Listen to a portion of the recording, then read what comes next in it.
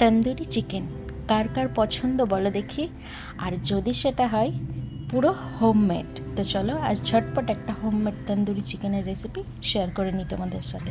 প্রথমে আধা কেজি মতন চিকেন নিয়ে নিয়েছি, তাতে জল ঝরানো টক দই দিয়ে দিয়েছি 2 চামচ মতন, কাঁচা লঙ্কা আদা রসুন বাটা পেস্ট দিয়েছি 2 চামচ, স্বাদ মতো নুন, জিরে ধনে গুঁড়ো, লঙ্কার গুঁড়ো, হলুদ গুঁড়ো আর খানিকটা সরষের তেল।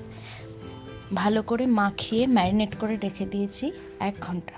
1 ঘন্টা পর একটা কড়াইতে বেশ খানিকটা সরষের তেল গরম করে তাতে ম্যারিনেট করা চিকেনগুলো এক এক করে দিয়ে দেব। তারপর তাতে খানিকটা কারি পাতা আমি অ্যাড করব, এটা অপশনাল, তোমরা চাইলে দিতেও পারো নাও পারো।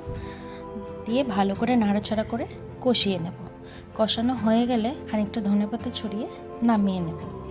এবার গ্যাসের ওপরে একটা জালি রেখে তাতে এক এক করে চিকেনগুলো আমি এপিট ওপিট করে খানিকটা বাটার মাখিয়ে রোস্ট করে নেব।